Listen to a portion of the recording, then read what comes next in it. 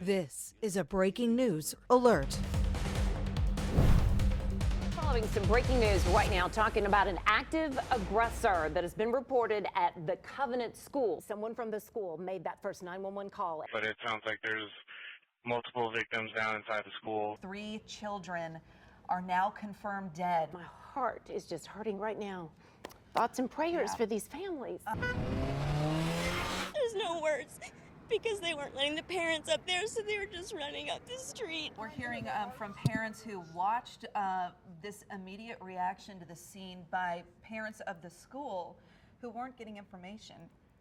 Just so many questions. Yeah, People wanting to know what was actually happening. I'm actually a school shooting survivor myself. It happened years ago. I was actually in the hallway during break when the gunman opened fire, shooting one of my peers and killing them. And I hid underneath the risers in my choir class, so I know exactly what some of these kids are going through today. You can see behind me, there's school buses here. There were several that came through just a few minutes ago.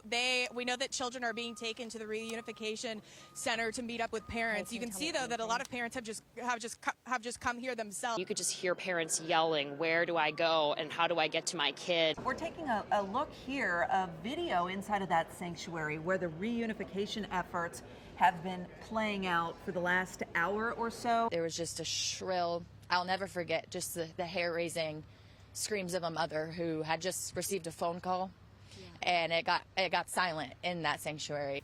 This is what nightmares are made of. I could see a mother going from bus to bus, calling for her child's name.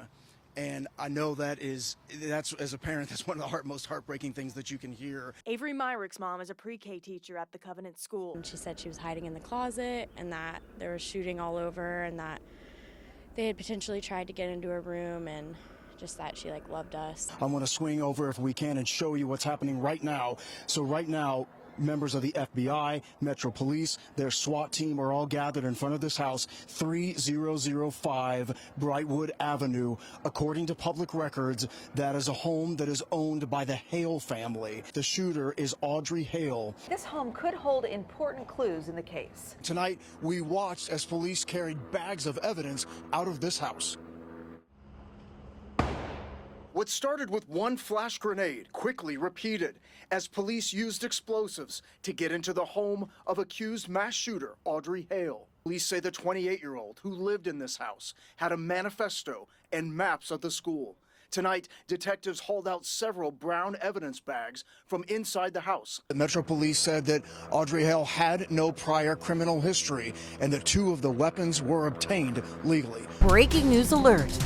Breaking tonight at 10, new video shows how a shooter gained access to that Nashville school to unleash a deadly attack. As it begins, we see the car rolling into the parking lot of the church. Look in the upper right-hand corner of your screen. You see children on a playground swinging, oblivious as to what has just parked in that parking lot. Right there, you see that. The windows are blown out by gunshots, and then you will see the alleged shooter, Audrey Hale, climb through the door. You could see both the assault rifle, one in her hand, one strapped to the waist. You can see it right there. The first photo we have seen of the suspect outside of that video. We are now seeing pictures of the guns Hale used in the shooting. You saw in the video strapped across their back. We've learned that one of the children was actually the daughter of the church's pastor, with Hallie Scruggs, who is in the 3rd grade at the school. Catherine Coons, who is the head of school at Covenant Presbyterian. Cynthia Peak was a substitute teacher at Covenant Presbyterian.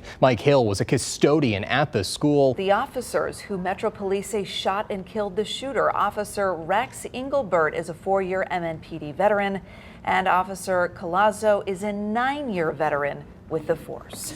Now, we are going to continue to follow this story as it develops on air as well as online. Tomorrow, we will be live here starting at 4 a.m. with continuing coverage. And you can stay up to date anytime in the WSMV 4 News app. Be safe and have a good night.